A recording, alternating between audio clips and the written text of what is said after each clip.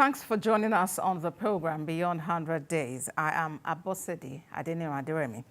President Bola Tinubu has arrived Guinea-Bissau, where he joined other heads of state and government to celebrate the country's 50th independence anniversary and Armed Forces Day.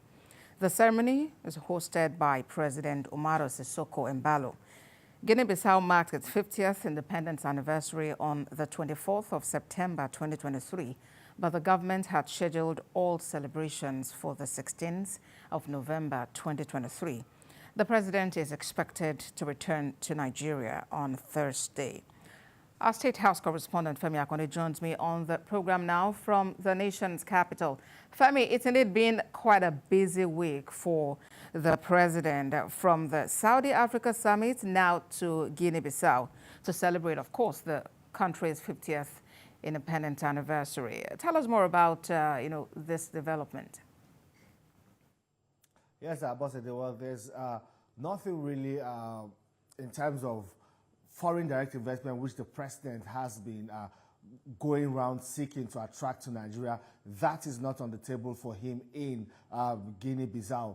What he has just gone to do in Guinea-Bissau is to show that brotherly love of African countries, and also in his capacity as the chairman of the Economic Commission of West African States, ECOWAS. And you will also recall that it was in Guinea-Bissau in July that President Bola Tinubu emerged as chairman of ECOWAS. The president of ECOWAS, Sissoko, was the immediate past chairman, or is the immediate past chairman of ECOWAS. He handed over to President Bola Tinubu. So there has been this cordial relationship between President Bola Tinubu and the president of Guinea-Bissau, and also between the two countries. You know, Guinea-Bissau is one of the is among the 10 poorest countries in the world, and they look up to Nigeria for that leadership. They are also hoping that with President Bola Tinubu's visit to Guinea-Bissau, that country will be able to attract businesses, of course, foreign direct investment from Nigeria and other African countries. We saw the presence of African leaders, especially West African leaders, there in Guinea-Bissau, supporting this poor African country. So it's just about that show of support and solidarity between Nigeria, President Bola Tinubu, ECOWAS, and Guinea-Bissau. Abosede. Of course, the bilateral relations is key, and as fellow African countries, there's just need for a whole lot of synergy between these countries. Do we have any more details about maybe any other thing that took place aside, of course, the celebration of the country's independence anniversary itself? Well, there will be bilateral talks on the sidelines, because we have seen we saw an array of African leaders, especially leaders from West Africa. We saw the president of Gambia, Adama Barrow. We saw president of other West African countries there at Guinea-Bissau. So we believe that what would have dominated discussions among these West African leaders would be issues affecting the region, the West African region, and also not forgetting the Africa Continental Free Trade Agreement, which all African countries are signed on to and working towards its full implementation. These are some of the issues that these leaders discuss, and also we do not know, but we believe that the situation in Niger might have also come up for discourse. You know that there's currently sanctions imposed by ECOWAS on the Niger Republic. That sanction is still in place because the military junta that toppled the government of Mohamed Bazoum is still at the helm of affairs there in Niger Republic, defying all sanctions imposed by ECOWAS. But ECOWAS has also been seeking diplomatic ways to resolving this standoff with the military government there in Niger Republic. We believe that on the sidelines, this kind of issues are what would normally come up for discussion among the West African leaders. Abosede. Absolutely. And the president is expected to return to Nigeria on Thursday. What more are we likely to see back home? There have been some developments since he left, talking about the suspension now, for instance, of the strike by organized labor in the country. Well, it's expected, the president is expected back to the country today. and of course to get back to governance as usual. And thankfully, the strike which crippled economic activities in some parts of the country have been called off by the Nigerian Labour Congress after the intervention of the National Security Advisor, Nuhu Ribadu. So we expect that, well, as the president returns to the country, Nigerians are also hoping that, some of the gains from his bilateral engagements outside the country, his meetings with world leaders, seeking foreign direct investment, that some of these will begin to yield results. Nigerians will begin to count in real time how all of these have directly impacted them. And there's also the issue of, these interventions by the federal government to cushion the hardship caused by the removal of fuel subsidy. Everyone is also expecting that all of this will begin to trickle down in the coming days so that, well, life again can become meaningful for a lot of Nigerians who are facing hardship as a result of the prevailing economic situation in the country. Abasede. And we know that the presidential villa is usually a beehive of activities when Mr. President is in. Now that he's in Guinea-Bissau, before his arrival, what was the situation at the State House?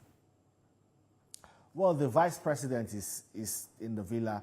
He's also holding forth. He has been receiving visitors, important visitors, holding talks with people from matters of security, the economy, and all other critical sectors of the country. So, because the president's absence does not mean governance has stopped. Vice President Kashim Shettima is still on ground, carrying on and steering the vehicle of governance.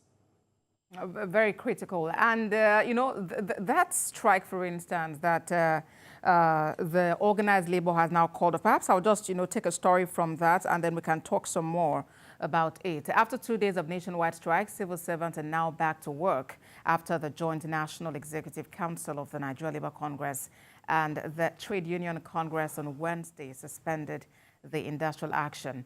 The decision was reached at a meeting which deliberated on the outcome of an earlier interface with the federal government, led by the National Security Advisor, Nuhu Ribadu, General Secretary of the NLC, Imao Buaja, and the First Deputy President of the TUC, Tommy Okon, confirmed the suspension in different telephone chats with TVC News.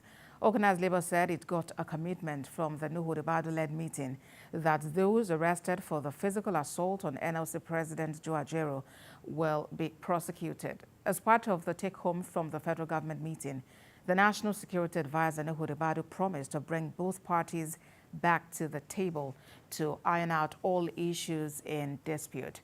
And most significant for the labor movement was the unreserved apology tendered by the NSC on behalf of the federal government for the brutalization of NLC President and other members of the Congress. Political and public affairs, commentaries have been, rife. Different people are having different opinions, really, especially about this. But then, back to you, Femi. I'm curious as to what the situation was in the State House when the strike was in effect. Were staff of the State House also affected by this industrial action? No, Abasede, the staff of the presidential villa were all at their duty posts, carrying out their doing their job. Those affected basically were the staff, the Parliamentary Staff Association of Nigeria, who also decided to comply with the directive given by the Nigerian Labour Congress for workers to down tools. They shut the gate to the National Assembly. At some point, they had to open a part of the gate, but it's a restricted vehicular movement in and out of the National Assembly. It caused a kind of snarl around that area. But for the presidential villa, it was still business as usual. And then, of course, the intervention by the National Security Advisor, meant a whole lot this time because it was able to bring all warring parties together and assuring that those who actually perpetrated the violence against the NLC chair had been arrested, were being investigated, and would be prosecuted. Talk to us about, how this has been received from what you as an individual have gathered. Well, that was comforting for the Nigerian Labour Congress and the TUC, hearing that apology coming from a very senior government official someone in the position of the National Security Advisor to President Bola Tinubu, I beg your pardon. That was really good to hear for them, because they took this matter very serious, the assault on their national president, Joe Ajaero, in Imo State. They took it very serious and vowed, well, to cripple all economic and socio-political activities in the country until something is done to either catch and prosecute those who assaulted their president, and also extract an apology from the federal government. And indeed, the Imo State government, we've had an apology already from Governor Hope Uzodinma of Imo State. And well, the pressure they piled on the federal government at the end of the day yielded result, as the federal government had to succumb and give them that apology. Of course, you rightly said these divided opinions. We saw what happened in the House of Representatives, where lawmakers were sharply divided. Some felt that the NLC should not hold the country to ransom because of a situation or because of an incident that happened to its national president in Imo State, not in Zamfara, not in Lagos, not in other parts of the country. So they felt it was unfair for the NLC to call a nationwide strike for an issue that they felt should be isolated. But for the NLC, they say an injury to one is an injury to all. An assault on their president, Joe Ajaero, is like an assault or an affront on the entire labor force, workforce in the country. And that is why this time they decided to wield the big stick. Some other people felt that the NLC should be going on strike or agitating for workers' welfare, and not issues between the NLC president and the government of Imo State. But at the Senate, they came out to outrightly condemn that assault on the NLC president, and also demanded that the federal government apologize to the labor unions. And they also called for a meeting, an emergency meeting between the leadership of the National Assembly, that is the Senate and the House of Representatives, and the labor unions, to resolve all of these issues and ensure that, well, things get back to normal. And thankfully, things are already back to normal within Abuja and all parts of the country. Abosede. That's really good for the economy, because I'm just trying to imagine how many billions of naira that were lost, for that 48-hour now that the industrial action was in place. Just yesterday, we actually spoke with the General Secretary of the Trade Union Congress of Nigeria, Nuhu Toro, especially with regard to talks in some quarters that this industrial action had some political undertone. So, Femi, I would ask you to pause for a while. We listen to what Mr. Toro said, and then we'll just continue the conversation from there. Issue of infringement of fundamental right. And fundamental right are labor issues. So when there's an infringement on the sanctity of the office of the number one worker, you expect us to look the other way? Certainly the answer is no. It is an affront on not just Ajaero as an individual, but the entire working people in Nigeria and their families. So, which means invariably Ajaero or any labor leader cannot go to any state to mobilize or exercise his fundamental right, and he will be severely dealt with by thugs under the supervision of the police. Don't forget, the injustice that was meted, or the assault on Ajaero, was done right in front of the labor house in Owerri. So how does that translate to a Labour Party office in Owerri? There is no political coloration whatsoever. Well, Comrade Nuhu Toro, the General Secretary of the TUC there. Femi, I'm curious as to what you think about this, and especially from your interactions with, people, government officials and all, what their thoughts actually are on this matter. Well, it has been really difficult for the NLC to separate these assaults on Joe Ajaero from politics. A lot of people say it has a political coloration, especially at the time in which Joe Ajaero and the NLC decided to go to Imo State. Some people say, well, the timing was wrong because it was just some few days to the governorship election in that state. The hardship that the people in that state were made to face was really serious because power supply was cut out. The people were left in the dark. A lot of businesses, small businesses, were crippled. People who, for whatsoever reason, had no business with the disagreement between Joajero, the NLC, and the Imo State government. We all are affected in one way or the other. So it's really been difficult, but what people have condemned outrightly is the assault on Joajero. They say under no circumstance should anybody, not just Joajero, any Nigerian, be assaulted in that manner by thugs, or some people would say security agencies, or like the person we just listened to said, thugs are supervised by security agencies. But what they have condemned, one thing they have condemned is that assault, that it is wrong and we should not be tolerated under any guise. Abosede. My colleague Femi Akande, thank you very much for that update from Abuja. We're also talking about this development. Let's bring in a lawyer, PR expert, public affairs analyst, Jide Ologun. Thank you for joining us on the program. Well, let me begin by getting your reaction when you first heard that NLC and TUC would be embarking on strike. Did you imagine it would be short-lived?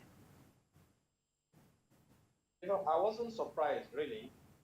I expected that to happen, going by precedent, because it appears that NLC and government, they are perceived as friends who sometimes have misunderstandings. And then, like the perception many citizens hold, that the thing that used to make NLC tick is fast disappearing. And lately, it's been threatening to go on strike, calling it off. So this time around, I expected that it was going to follow the same pattern. It's just that some of us are advising that both parties should sit back and consider the interests of the citizens that are victims of this back and forth that they are doing. I have expressed my views that these palliative interventions, calling off strike, threatening strike, will not resolve the crisis we have in the country sustainably. There are issues. If you look at the spirit of the International Labour Organization that Nigeria has been part of since 1960 and has ratified about 40 treaties, it is to promote rights at work, encourage decent employment opportunities, enhance social protection, and strengthen dialogue on work-related issues. So do we have that fluent dialogue that will create industrial harmony in Nigeria? Do we have the reflection in society of good governance? So these are key issues. But we have seen right now that if the will is there, the NLC can still stand up to engage the government, and then that's where we are now. So I advise that NLC should go back and re-strategize on how to be more relevant on behalf of the citizens in particular. And then, in promoting the interest of workers, because this last one appeared like promoting the interest or defending the interest of the president, though institutionally speaking, the president of NLC is NLC itself. But then what is good for the geese is good for the gander. So if that adrenaline could have been pumped up to defend the president of NLC, then it should also be in place to defend the interests of the citizens of Nigeria generally. Well, you mentioned earlier that it does appear that what makes the NLC thick is actually withering. Let's talk about those. What really are those core values that can help the organized labor be able to, stand up for the defense of the Nigerian workers, which is actually their primary responsibility?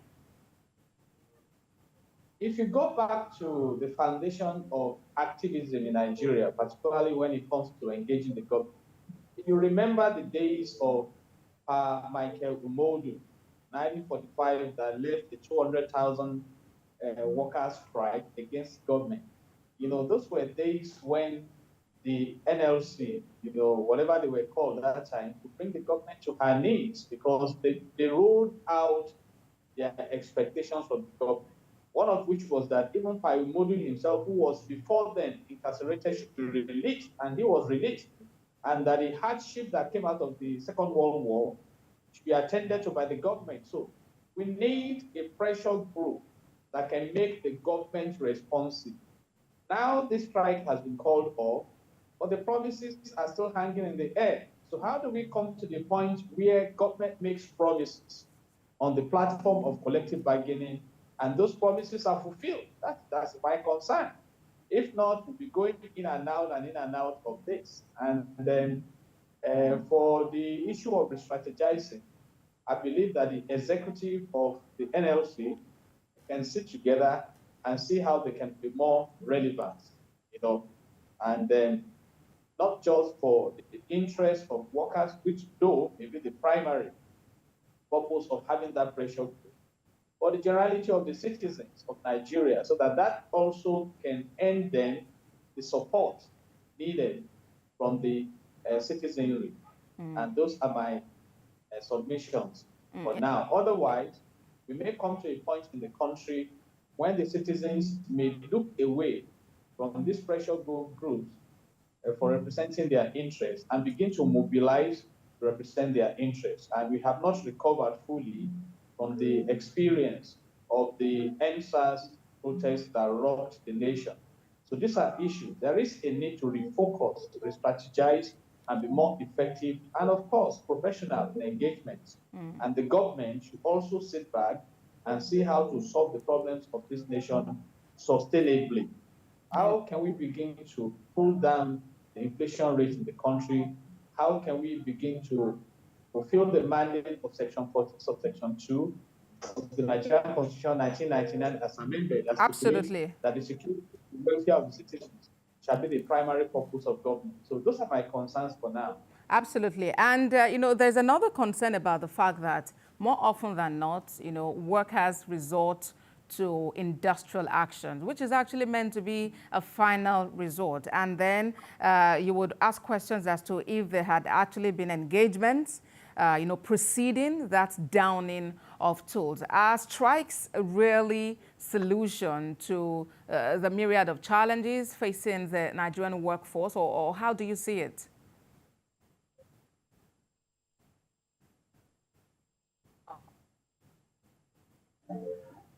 It's supposed to be to engage. The right to strike is legitimate, though subject to procedures that must be complied with.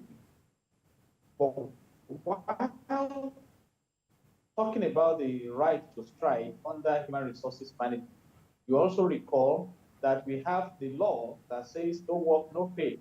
And the National Industrial Court pronounced on that recently.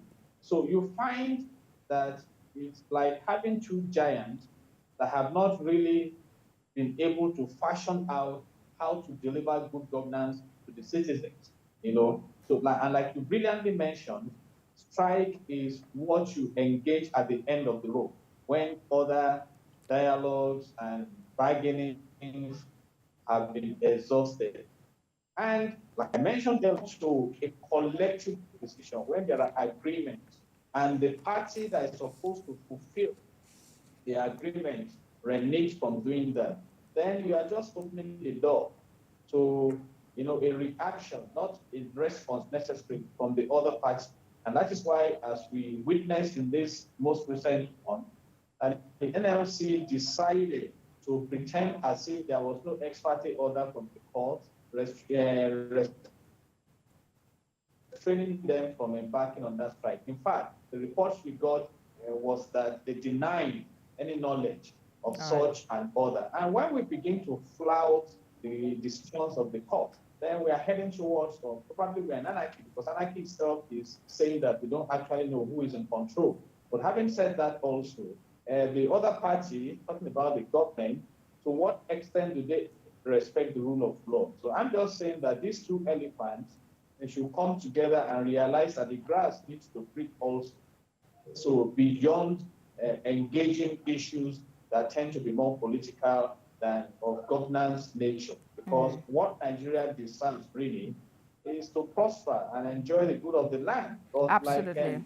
like, Chester Kara said, that in life, you don't get what you deserve, you get what you negotiate. So we need NLC and other pressure groups to help us. Absolutely, Mr. Logo. What Nigerians need is good governance and for the rights to actually be defended. Thank you so much. Didi Logo is a lawyer and public affairs analyst. But that's our program today. Do watch a repeat broadcast at midnight and at 6 a.m. tomorrow. I am Abosedi Adeniran Aderemi.